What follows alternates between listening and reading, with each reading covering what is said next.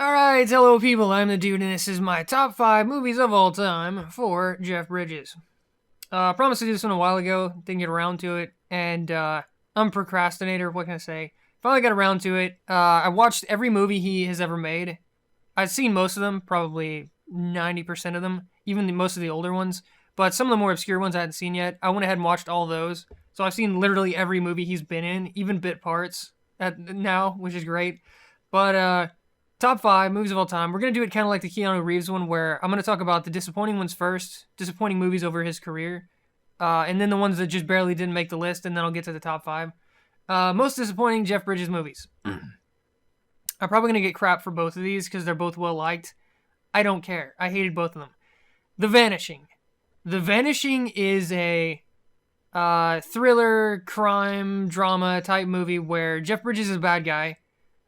Really bad casting for him. I don't think it works for him. I don't think he can play the bad guy well, as evidenced by this movie. He plays this very understated, unassuming psychopath who steals Sandra Bullock from Kiefer Sutherland. Kiefer Sutherland's in this, and buries her alive, and just lets her die basically. And this ruins Kiefer Sutherland. His life falls apart, basically. He spends, I think it says 3 years in the movie, he spends 3 years trying to find out what happened to Sandra Bullock because no one saw her get kidnapped. No one knows that it was Jeff Bridges. No one even knows what happened. So he's obsessing over this, putting up posters, talking to people, going around different, cities and all this stuff, just trying to find out what happened to her. And then he runs into a new woman in his life, his new girlfriend, who turns out to be a big player in the story, the movie. But he finally, after all that, we're talking about half the movie. Literally half the movie is him trying to find Sandra Bullock and meeting this new girl and their relationship and all that. And then finally Jeff Bridges steps into the picture. And you get a sense of what happened. What happened to Sandra Bullock. What's going to happen to Kiefer Sutherland. The dynamic between Kiefer Sutherland and Jeff Bridges could have been amazing. Because I love both those actors, but here it was terrible. I don't know, the chemistry just wasn't working. It all seemed really stilted and forced. And like I said, Jeff Bridges was a terrible, terrible bad guy. I think that's why he's never been a bad guy since. Not a true bad guy, not a psychopathic killer. It just didn't work. It was terrible.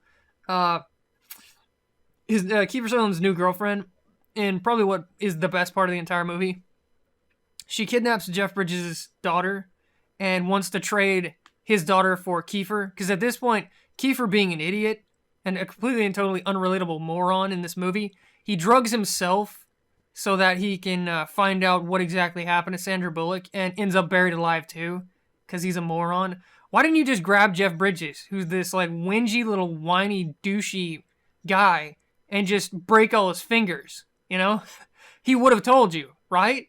It makes sense. I mean, everyone has, their pain threshold. Just torture the guy. He's a weakling. He's not tough at all. And instead, you voluntarily let him drug you and do whatever he wants with you. There was no way that was going to go well for Kiefer Sutherland. So yeah, Kiefer's an unrelatable moron, and Jeff Bridges is probably the worst psychopath in the history of cinema. It just doesn't work. But the ending, the girlfriend of all things, she comes up as the real hero. She saves Kiefer and puts one over on Jeff Bridges, and the only reason that the movie even has a good ending at all is because of her. But yeah, I overall didn't like the movie. The beginning took too long. They could have cut that down to 10, maybe 20 minutes, probably even less than, probably not even 20, 10, 15 minutes. And the ending where the big showdown where Kiefer finally meets Jeff Bridges, it's so lame. It's just Jeff Bridges dominating the conversation and telling him, exactly what's going to happen and what he did, and Kiefer's just kind of going along with it. I wanted more knockdown, drag out, or at the very least a battle of wits. You don't get anything at all. Kiefer's just kind of listening, and he says, well, you got to drink this drugged coffee if you want to know what happened to her. He's like, okay, that's it. So yeah, it was really bad. I couldn't stand The Vanishing. I couldn't stand it the first time I saw it, and I can't stand it now when I watched it again to do the top 5. So that's the first disappointing movie. The second one, again, like I said, also well-liked, Crazy Heart. I know Crazy Heart was at least nominated. I don't know if it won any awards, but I know it was nominated. I remember hearing about that. But this is an extremely depressing movie from start to finish. It does have slight ups, but they're all countered by massive downs. His career's in a downswing. He has to like go to like dive bars and bowling alleys and stuff like that just to make money, just to make ends meet. His old student, who is now famous because he mentored him, has screwed him over royally. He's like putting off working with him, and he wouldn't even give him the time of day until like halfway through the movie, and then all he wants is his songs. He wants Jeff Bridges to write him songs. He doesn't want to work with him, like make an album with him. He just wants to use his songs for his own. His new girlfriend, Maggie Gyllenhaal, dumps him. His son won't talk to him. His health's fading. He goes to the doctor, and the doctor says, you got to do this and this and this, or you're gonna die, basically. Nothing works out for him in this entire movie, and it's too much, It's too much. I don't mind sad endings as long as the movie earned it, right? This movie didn't earn it. There was no light at the end of the tunnel. There was no hope throughout this entire movie. None. The only bright spot was Maggie Gyllenhaal, and she dumps him at the end of the movie. So I hated it. Everything about Crazy Heart. Couldn't stand it.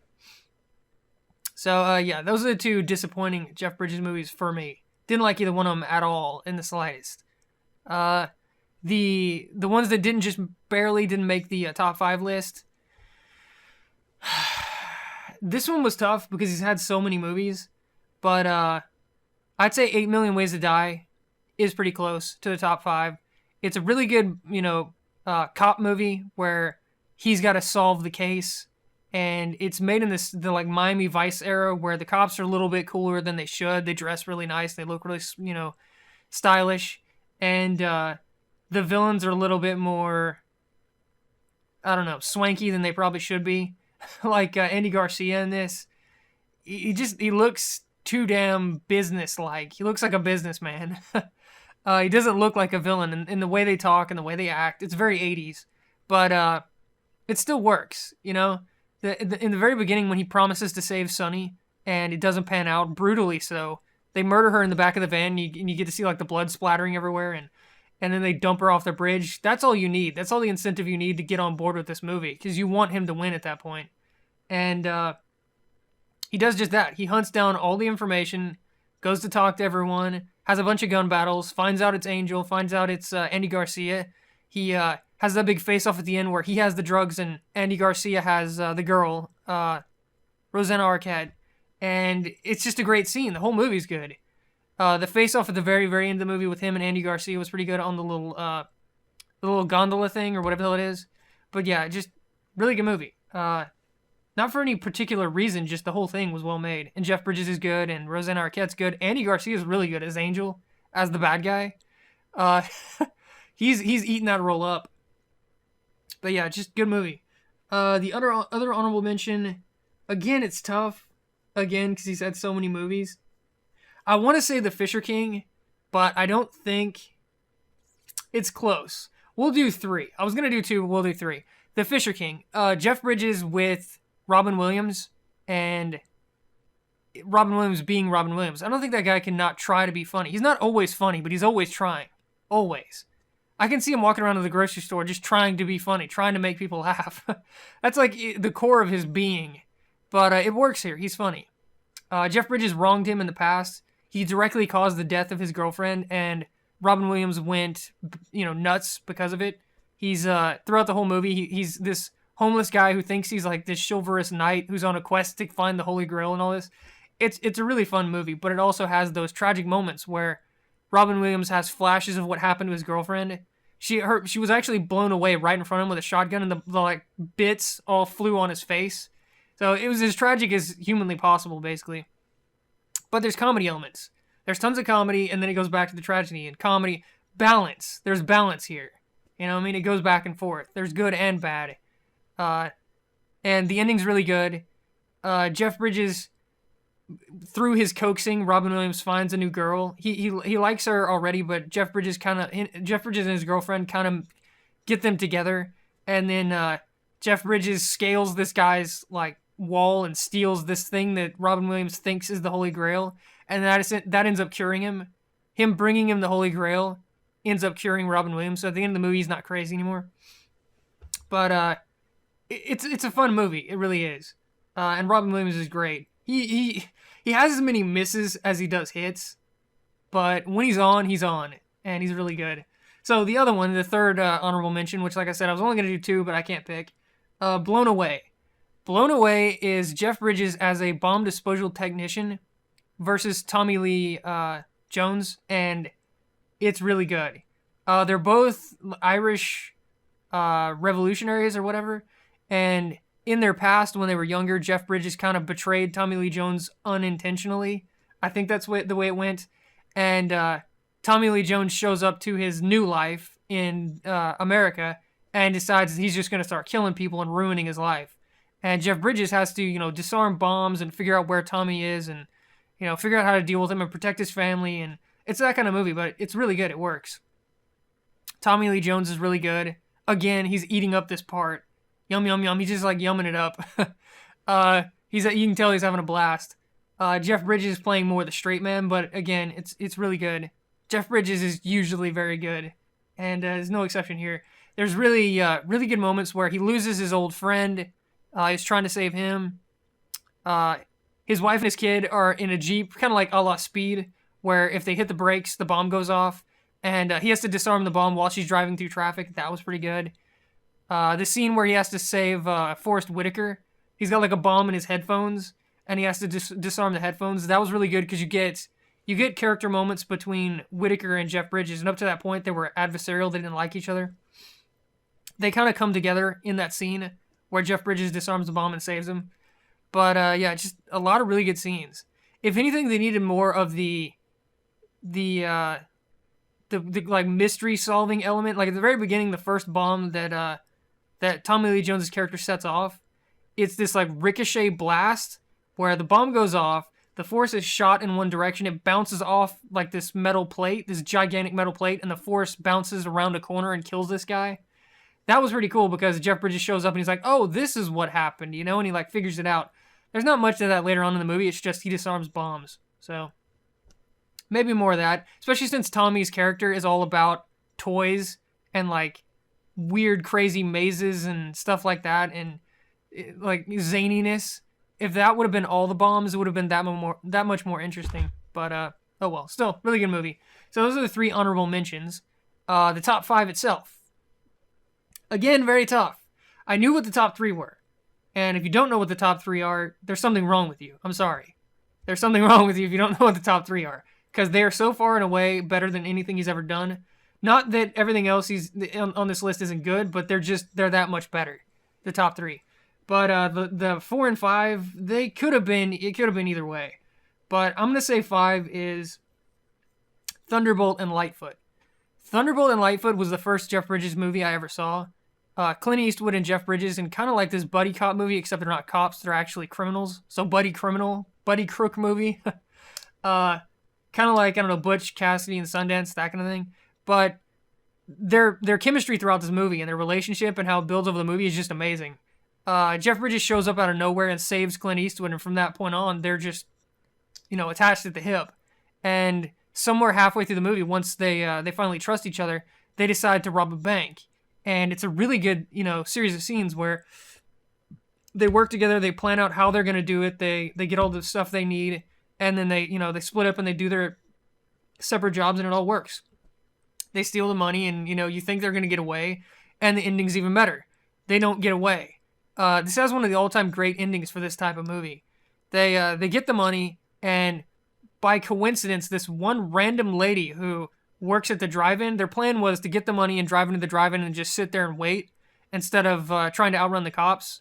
They're just going to drive into the drive-in like they're any other person and just sit there and wait. There's one lady that works the booth at the drive-in. She hears a noise in the trunk, and two of their team members are in the trunk, hiding in the trunk, and she just chases their car down. And they have to flee because she's making all this noise, and they have to run, and that's where the police chase starts. But one of their team members, he wanted to get back at Clint Eastwood from the very beginning. The only reason they teamed up is because he wanted the money. He wanted to pull off the job and get money. And the other one, Jeff Bridges, he hated him because Jeff Bridges is constantly like prodding him, making fun of him, and being sarcastic.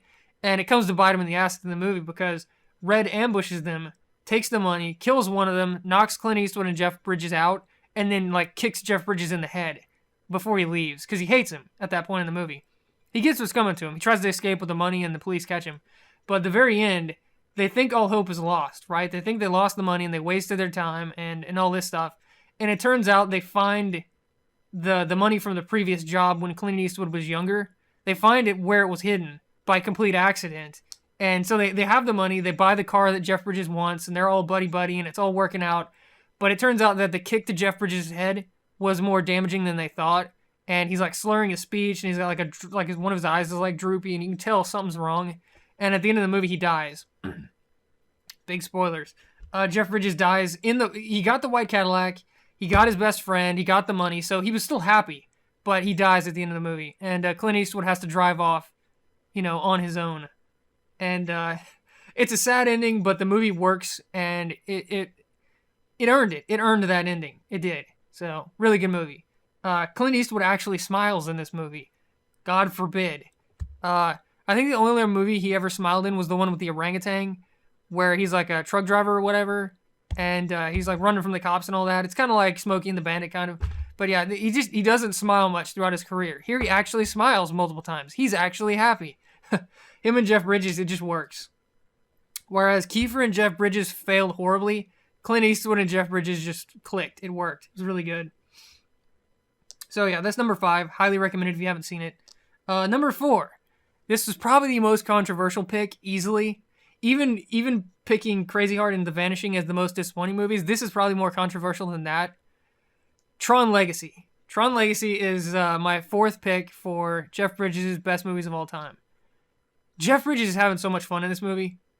Even if you hate this movie, go back and watch it again. Jeff Bridges is having a blast throughout this entire movie. He's loving it. He's loving it.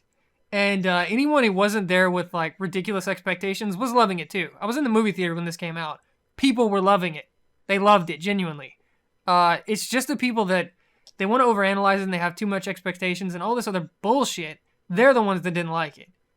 This movie looked amazing. It had the Tron aesthetic. It had a truly astounding, ridiculously great soundtrack. Daft Punk. I still listen to that soundtrack. Even when I don't, it has nothing to do with the movie. I still will listen to the soundtrack because it's that good. One of my favorite soundtracks of all time. All the characters, for the most part, are having fun. Jeff Bridges is having fun as the villain, as his younger self, and as his older self. What's his name? The guy who owns the bar. I cannot remember his name right now. He's having a blast. Cora and his son have a lot of fun early in the movie with the light cycle battle and the disc war and all that stuff. All the fight scenes look really good. The ending is great, where Jeff Bridges takes out Clue. Loved it. It's just a good movie. And plus, like I said, it looks amazing. It looks amazing. Whereas the original Tron did something, completely groundbreaking, and no one had even seen anything that looked anything like that before. This just did it better. It took the same aesthetic and used modern technology to make it all look crisp and amazing, and it looks great. If anything, I don't know, maybe this, like I said, this one's pretty close to Thunderbolt and Lightfoot. They're pretty close. Either one of them could have been 4 and 5. I like them both about equally. But yeah, it didn't get enough credit. People overanalyze the hell out of this movie. I mean, I'm telling you, when I walked out of the theater, people were eating it up. They were loving it. They were happy and smiling and laughing and all that, and they loved it. And then, a couple of weeks later, people overanalyze the hell out of the entire thing, break it down bit by bit, and then they start bitching about it nonstop. And it didn't deserve it. This is not the RoboCop remake, all right? That deserves all the hate it can get in the world. This was not that. This was a good movie. Was it better than the original Tron? No. Should be obvious now, since I haven't mentioned the original Tron as far as the list goes yet. But no, it's not as good as the original Tron. The original Tron was so much more groundbreaking, mold-breaking. It reinvented a whole lot of stuff. But still, it was a really fun, really good movie. Number 3. This one, again, was really tough. The top 3 were really tough. Number one was probably always going to be number one, but if I'm being fair and impartial, it's probably pretty close between all three. But True Grit, number three. True Grit is again, it has balance. It has comedy and it has dramatic moments where, uh, the little girl gets kidnapped by Cheney, and the gunfight at the end, is Jeff Bridges gonna make it? LaBeef, is LaBeef gonna make it when there's four guys bearing down on him with guns? It has dramatic moments, but it's also hilarious. This movie is hilarious in parts. Uh, the little girl with the negotiator, and she's whipping his ass so bad that when she comes back the next day, he doesn't want to trade with her. He's like, "Are we negotiating again?" He's actually afraid of her. He doesn't want to barter with her at all. Great scene. All her scenes with Beef were great. She says what's on her mind, and it's hilarious every single time. Her and Jeff Bridges, when she's like whipping him into shape at the beginning, and she's just a great character. What the hell's her name? I can't remember her name right now for some reason. But yeah, her character was single-handedly all the comedy in the entire movie. Maybe is a little bit Matt Damon, but for the most part, it was all her character. And whatever the actress's name is, she's great. Let's see. True Grit.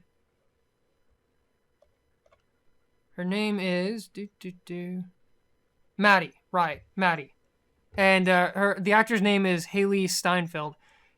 She sold all the comedy elements in this entire movie. She played it so straight, and she's got a mouth on her, and she's not afraid to tell people what she thinks, and it's great. It's great.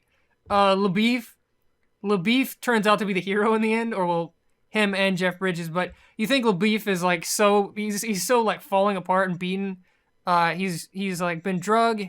He's shot. He bit his tongue nearly clean off. He's basically in shambles, but he shows up at the end of the movie to save the day, literally. And it's a great moment. The cavalry arrives to save Maddie, and it works. She gets her revenge at the end. She actually gets the shot that kills Cheney. Jeff Bridges gets his moment to shine, where he's got like the reins in his mouth, and he's like riding at them with like pistols in each hand, just firing away. He mentions earlier in the movie that he'd done that before, and Maddie didn't believe him. She didn't think he'd have, how does she put it? Like the stones or the gall or whatever to do that. And he does it again at the end of the movie, and it works. It's really good. Him saving her at the end, or attempting to save her, and then it goes black and you don't actually know if she made it or not. And then shows her as an adult with, a letter from Jeff Bridges to go meet him. It's too bad they didn't actually meet up at the end. It would have been cool, even if it faded out right after they met up. They just had a couple of words and it faded out. That'd have been great, but Jeff Bridges' character ends up dying at the end. Rooster Cogburn. He doesn't make it, sadly. Well, he makes it throughout the movie, but he doesn't make it into, old age or whatever. But yeah, great movie. Funny when it needs to be, dramatic when it needs to be. Start to finish, I loved it. And like I said, this one easily could have been anyone's number one pick for Jeff Bridges. It's that good. And we have number two. Number two is one of two movies. If you can't figure it out, there's something wrong with you. But Tron. Tron is number two. For a lot of people, it's probably number one, but for me, it's number two. I found a Roger Ebert review of Tron. And Roger Ebert, if you watched my rants before, you know I hate Roger Ebert. Roger Ebert gave this a 4 out of 4. 4 stars out of 4. You have been redeemed, Roger Ebert. You have been redeemed, my friend. Roger Ebert gave Tron a 4 out of 4. I'm going to read his review real quick. I don't think I can cover this quite as well as he could, or anyone could, because Tron is just... It was so huge. For its moment in time, it was huge. But anyways, the interior of a computer is fine in a private place, but none, I fear, do their embrace, except in Tron, a dazzling movie from Walt Disney in which computers have been used to make themselves romantic and glamorous. In other words, they use the inner workings of a computer as the backdrop for the whole movie, and it looks amazing. Here's a technological sound and light show that is sensational and brainy, stylish, and fun. I agree, Roger Ebert. The movie addresses itself without apology to the computer generation, embracing the imagery of those arcade video games that parents fear are rotting the minds of their children. It's true. There's a lot of that going around that, back then that video games were evil and that they were going to ruin kids because they wouldn't have, social they wouldn't be socialized. They wouldn't know how to deal with people. They just spend all their time at home, playing video games or whatever. If you've never played Pac-Man or Space Invaders or Tron, the Tron game itself, you probably are not quite ready to see this movie, which begins with an evil bureaucrat stealing computer programs to make himself look good. Steals from Jeff Bridges. Bad idea, my friend. Do not steal from Jeff Bridges. And then enters the very mind of a computer itself to engage the villain, the hero, and several highly programmable bystanders in a war of the wills that is governed by the rules of both video games and computer programs. Yep. The world they live in doesn't have the same rules as ours. The villain is a man named Dillinger, David Warner. The hero is a bright kid named Flynn, Jeff Bridges, who created the original programs for 5 great new video games, including the wonderfully named Space Paranoid. Dillinger stole Flynn's plans and covered his tracks in the computer. Flynn believes that he can track down the original program. He can prove Dillinger is a thief. To prevent that, Dillinger uses the very latest computer technology to break Flynn down into a matrix of logical points and insert him into the computer. The laser beam. The laser beam cross-tracks across Flynn, freezes him in time, and tracks across him, cuts him into little bits, and then teleports him into the computer. And at that point, Tron leaves any narrative or visual universe we have ever seen before in a movie and charts its own rather wonderful path. Like I said, it was a first. In an age of amazing special effects, Tron is a state-of-the-art movie. It generates not just one imaginary computer universe, but a multitude of them. Using computers as their tools, the Disney filmmakers literally have been able to imagine any fictional landscape and then have it through an animated computer program. And they integrate their human actors and the wholly imaginary worlds of Tron so cleverly that I never ever get the sensation that I was watching some actor standing in front of or in the middle of special effects. So he's saying the world was believable in his own way. I'm paraphrasing for Roger Ebert. Let's see. The characters inhabit this world, and a world it is. Oh, sorry, what a world it is. Video gamesmen race each other at blinding speed, the light cycles, hurtling up and down computer grids while the movie shakes with overkill of Dolby stereo. Right, Dolby surround sound. Justified for once. Apparently, Roger Ebert didn't like Dolby surround sound. He probably hates THX. The characters sneak around the computer's Logic Guardian terminals, clamber up the sides of memory displays, talk their way past the Guardians of Forbidden Programs, hitch a ride on a power beam, and succeed in entering the mind of the very master control program itself. Yep. Disabling it with an electronic frisbee.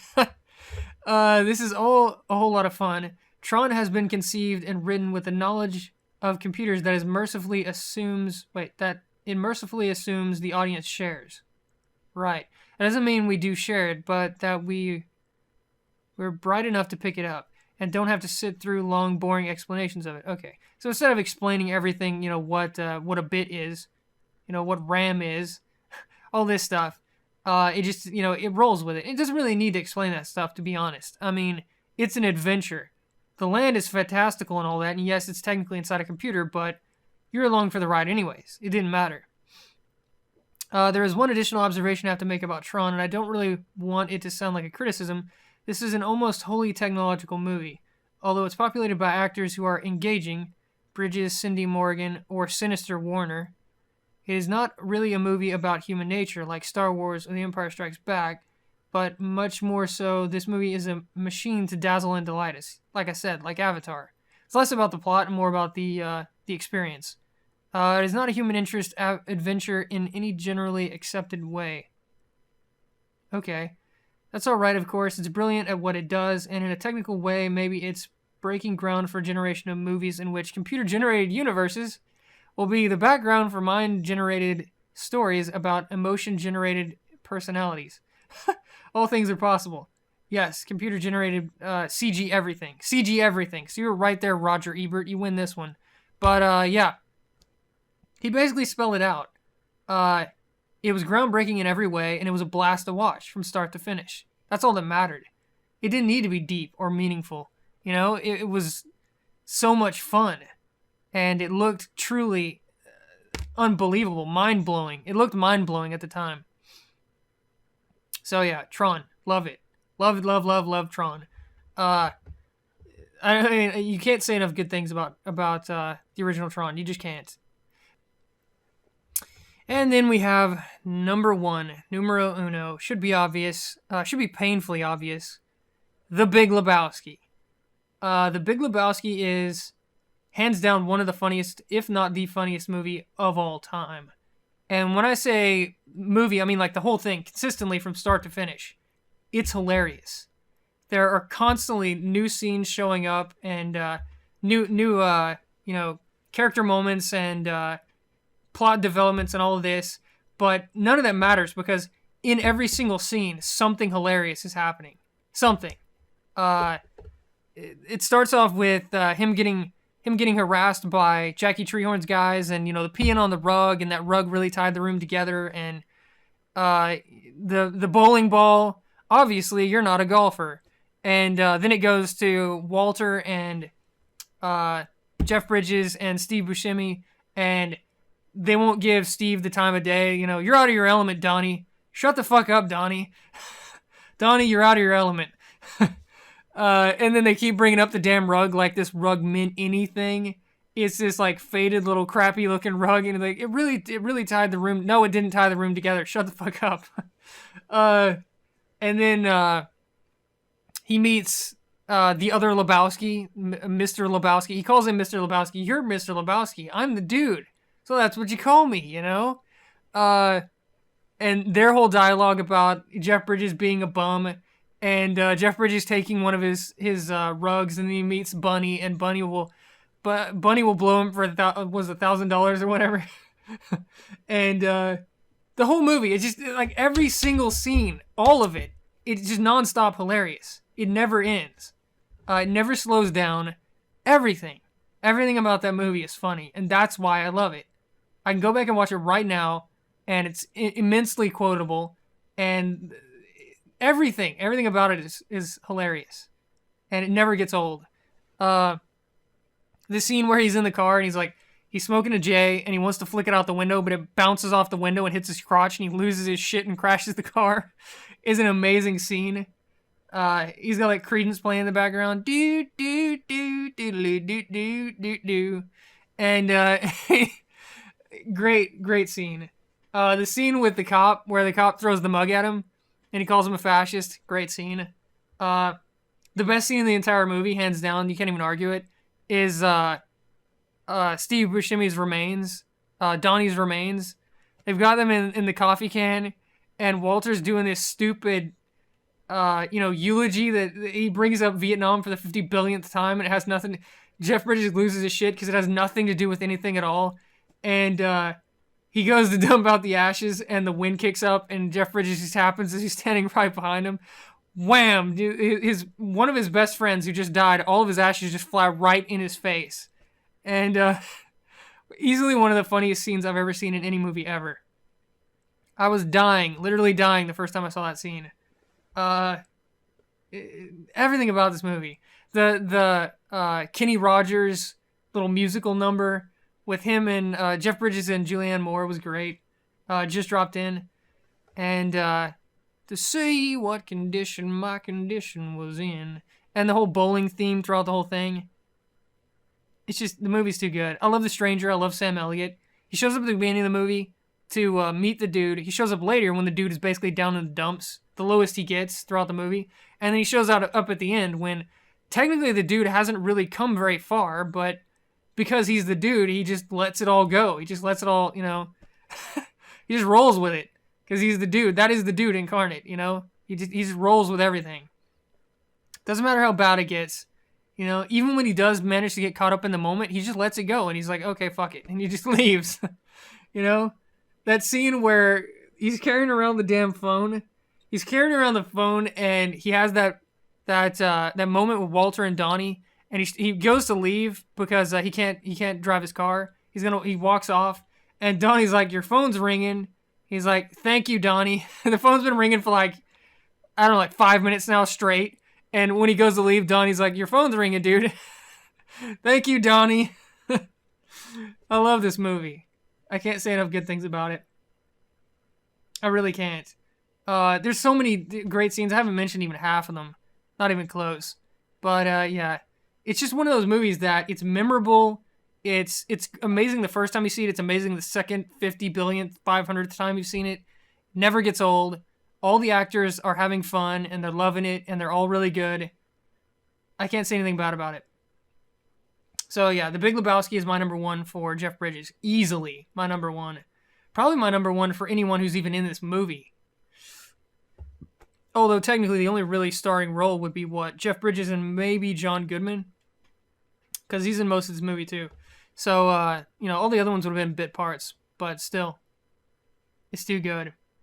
It's too good. The Big Lebowski is too good. And the ending past the like dumping the damn ashes out of the jar where he has that famous line, "The dude abides." That's one little tiny part of the entire movie and everyone latched onto it. It's not even a big crucial part of the movie. I mean, yes, Sam Elliott loves it. He says something like, "The dude abides." I take comfort in the fact that he's taking her easy for the rest of us sinners or whatever, but it's not even a big moment in the movie, and everyone latched on to "The dude abides" because it's so damn catchy. It's just a great movie. A very memorable movie, and one of my favorites of all time. Anyways, Jeff Bridges, top 5. That's really good for now. Let's see.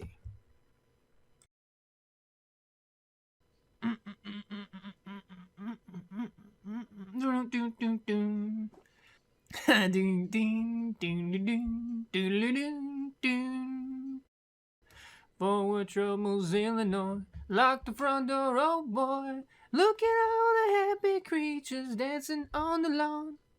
Bother me tomorrow, today I'll buy no sorrows.